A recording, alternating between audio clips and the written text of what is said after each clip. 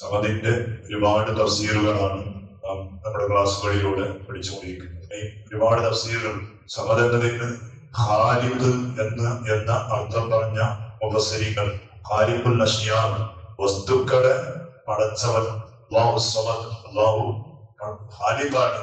ഓരോ ഈ ലോകത്തിലുള്ള ഇവിടെ കണ്ടുകൊണ്ട് കണ്ടതും കാണാത്തതും ആയ ഒരുപാട് ഈ പ്രപഞ്ചത്തിലുള്ള കാര്യങ്ങൾ മുഴുവനും പടച്ചവൻ ഖാലിഖ് എന്ന അർത്ഥം സമദ് എന്ന പദത്തിന് ഉണ്ട് എന്ന് പറഞ്ഞ മഹാന്മാർ. അല്ലാഹുവിന്റെ ഖൽഖ് എന്ന് പറഞ്ഞാൽ ഭയങ്കര അത്ഭുതം.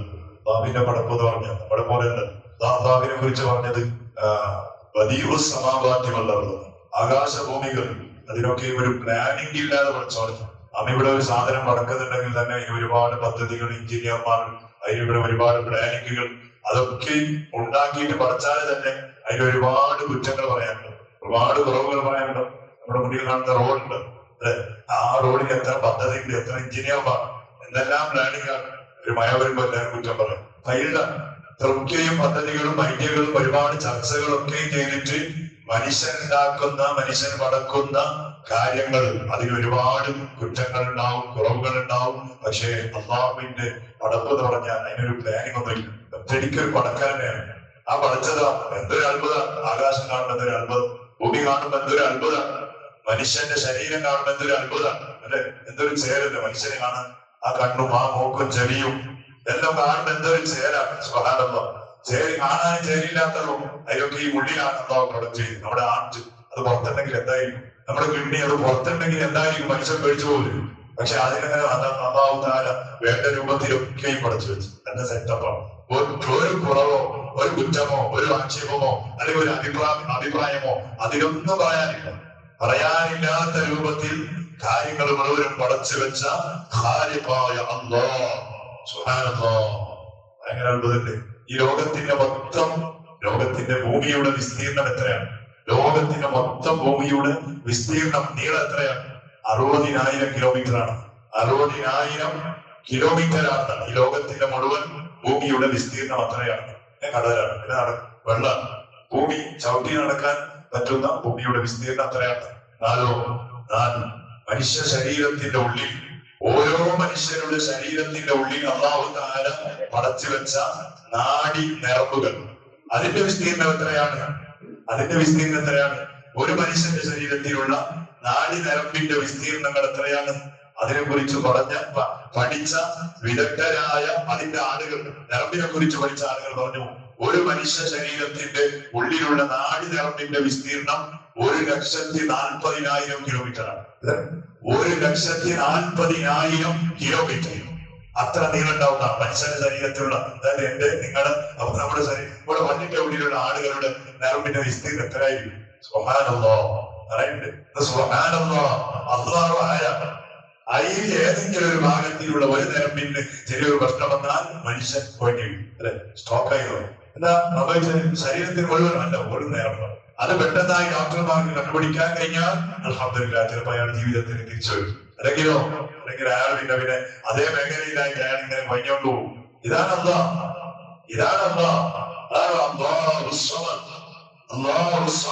അല്ലാഹുവാണ് ലോകത്തിലുള്ള മുഴുവൻ വസ്തുക്കളെയും പടച്ചത്.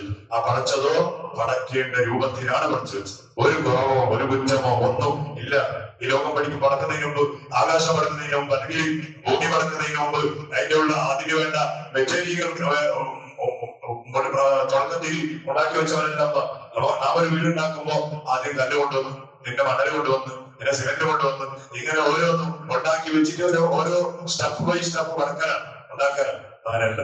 യാസീന്റെ അവസാന ഭാഗത്ത് പറഞ്ഞില്ല, കുൻ ഫയക്കൂ, കുൻ ഫയക്കൂ. ആവണമെന്ന് പറഞ്ഞു, ആയതന്നെ ഉണ്ടായാലും. യാസീന്റെ അവസാനം അല്ലെ, എന്തൊരു പടച്ചവന്റെ ഒരു ഹൃദയത്തിന്റെ വലുതാണ്. അത് മനസ്സിലാക്കിയ ആളുകൾ, അത് ചിന്തിച്ച ആളുകൾ, അതാണ് ഹബീബായ റസൂലുള്ളാഹി സ്വല്ലല്ലാഹു അലൈഹി വസല്ലം തങ്ങൾ പറഞ്ഞത്. അല്ലാഹുവിനെ കുറിച്ച് പഠിക്കാനും മനസ്സിലാക്കാനും കുറെ ഓടി പോകേണ്ട ആവശ്യമില്ല. മൻ അറഫ നഫ്സഹു അറഫ റബ്ബഹു. അവന്റെ ശരീരത്തെ കുറിച്ച് പഠിച്ചാൽ, എന്റെ ശരീരത്തിന്റെ അവയവങ്ങൾ, എന്റെ ശരീരത്തിലുള്ള ഓരോ ഭാഗങ്ങൾ, അതിന്റെ അത്ഭുതങ്ങൾ, അതിനെ കുറിച്ച് ഒരാൾ പഠിക്കുകയാണെങ്കിൽ അവന്റെ റബ്ബിനെ കുറിച്ചുള്ള മാരിഫത്ത് അവനിക്ക് കിട്ടുന്ന റബ്ബിലേക്ക് അവൻ എത്തിപ്പെടും. വേറെന്തോ അവന്റെ പ്രത്യേകമായ വാദോ ഉപദേശമോ അല്ലെങ്കിൽ പ്രസംഗങ്ങളോ ഒന്നും ആവശ്യമില്ല.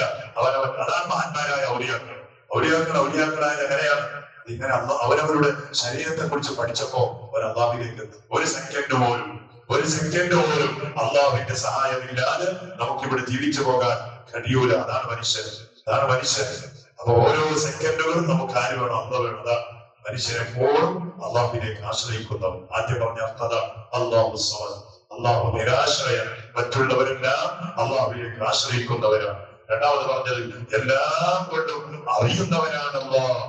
എല്ലാം ഈ ലോകത്തിലുള്ള ഏറ്റവും കഴിഞ്ഞതും വരാനിരിക്കുന്നതും നിലവിലുള്ളതും എല്ലാ കാര്യങ്ങളും ആലിമായ അള്ളാഹ്. അങ്ങനെ പറഞ്ഞു അവൻ എന്ത് കരുതിയോ എന്ത് വിചാരിച്ചോ അത് മുഴുവനും പ്രവർത്തിക്കുന്നവൻ എന്ന് പറഞ്ഞു.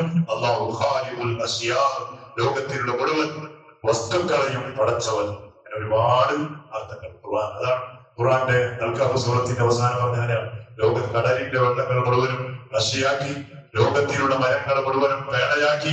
ഖുർആനിന്റെ ആ അർത്ഥം എഴുതാൻ തുടങ്ങിയാൽ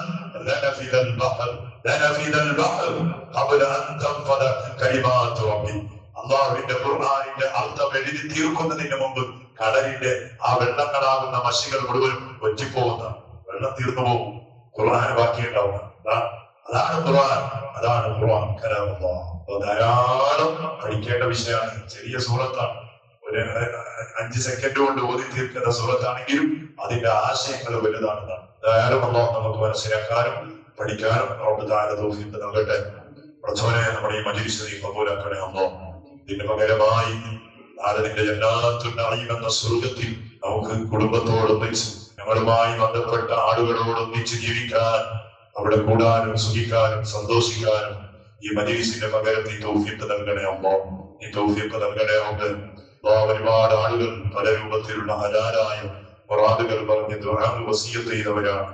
ഈ സദസ്സിലുള്ളവരിലും ഈ സദസ്സിലുള്ളവരോടും ഞങ്ങളോടും പടച്ചവനവരുടെ എല്ലാം ഹലാലായ മുറാദുകൾ നീ ഹാസിലാക്കി കൊടുക്കണേ അല്ലാഹ്.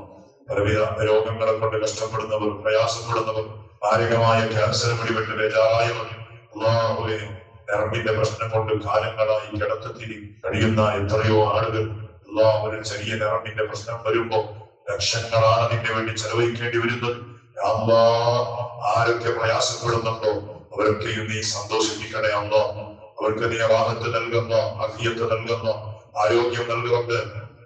ഞങ്ങൾ ചോദിക്കാതെ ഉമ്മാന്റെ വയറ്റിൽ നീ ഇറങ്ങി വരുമ്പോ തന്നെ വലിയ ആരോഗ്യത്തോടെ, അഫിയത്തോടെ, സന്തോഷത്തോടെ ഇറങ്ങി വന്ന് ഇന്നുവരെ ആ സന്തോഷം ഞങ്ങൾ ആസ്വദിക്കുന്നവരാണ്. മരിക്കുന്നത് വരെ ആ സന്തോഷം നീ നിലനിർത്തണേ അല്ലാഹ്. പെട്ടെന്നായി നമ്മുടെ ശരീരത്തിന് അല്ലാഹ് തളർച്ച നീ തരല്ലേ അല്ലാഹ്, രോഗം തരല്ലേ അല്ലാഹ്. ലക്ഷങ്ങൾ ചെലവഴിക്കുന്ന രൂപത്തിലുള്ള ബുദ്ധിമുട്ടുകളോ രോഗങ്ങളോ പ്രശ്നങ്ങളോ പ്രയാസങ്ങളോ ആംബുലൻസിൽ കയറ്റി കൊണ്ടുപോകുന്ന ഒരു ചുറ്റുപാടോ പടച്ചോനെ ഏതെങ്കിലും ഹോസ്പിറ്റലിന്റെ വെന്റിലേറ്ററിൽ കിടത്തുന്ന ഒരു അവസ്ഥയോ നീ വരുത്തല്ലേ ഉണ്ട്. അങ്ങനെയുള്ളവരുടെ വിധികൾ നിന്റെ അടുത്തുണ്ടെങ്കിൽ ഈ പ്രഭാത സമയത്ത് നിന്റെ പള്ളിയിലേക്ക് നടന്നു വന്ന ഞങ്ങൾ, അല്ലാഹ് നിസ്കരിച്ച ഞങ്ങൾ, ഇൽമ പറഞ്ഞ ഞങ്ങൾ, ഇൽമ കേട്ട ഞങ്ങൾ, അതിന്റെ വറക്കത്തുകൊണ്ട് ആ വിധികൾക്ക് നീ മാറ്റം നൽകണേ അല്ലാഹ്. നീ മാറ്റം നൽകണേ ഉണ്ട്. എത്ര കുടുംബങ്ങളാണ് നമ്മിൽ നിന്ന് മരിച്ച് പള്ളിക്കാട്ടിൽ കിടക്കുന്നത്. നമ്മുടെ ഉമ്മമാരുണ്ടാവുക, അതിൽ നമ്മുടെ ഉമ്മമാരിൽ പലരുമുണ്ടല്ലോ. അവർക്കെല്ലാം നീ മൗഫിറത്ത് നൽകണേ അല്ലാഹ്, മർഹമത്ത് നൽകണേ അല്ലാഹ്. ഖബർ വെളിച്ചമാക്കല്ലാ, ഖബർ വിശാലമാക്കണേ ഉണ്ട്. പ്രവാസികളായി അധ്വാനിക്കുന്ന നമ്മുടെ കുടുംബക്കാരും നാട്ടുകാരും വീട്ടുകാരും സ്നേഹിതന്മാരും ആഫിയത്തുള്ള ദീർഘായുസ്സുകൊണ്ട് അനുഗ്രഹിക്കണേ അല്ലാഹ്. ജോലിയില്ലാതെ ബേജാറായവർ, ഖൈറായ ജോലി കിട്ടണമെന്ന് ആഗ്രഹിക്കുന്നവർ, അവരുടെ എല്ലാ സ്വപ്നങ്ങളും നീ പൂർത്തീകരിച്ചു കൊടുക്കണേ അല്ലാഹ്. പ്രയാസങ്ങളിലോ അപകടങ്ങളിലോ അവരെയോ ഞങ്ങളെയോ നീ പെടുത്തല്ലേ ഉണ്ട്. സയ്യിദിനാ മുഹമ്മദ് സ്വല്ലല്ലാഹു അലൈഹി വസല്ലം. ഹസ്ബുനല്ലാഹു വനിഅമൽ വകീൽ, نعم المولى ونعم النصير. حسبنا الله ونعم الوكيل، نعم المولى ونعم النصير. حسبنا الله ونعم الوكيل، نعم المولى ونعم النصير. صلى الله على محمد صلى الله عليه وسلم. صلى الله على محمد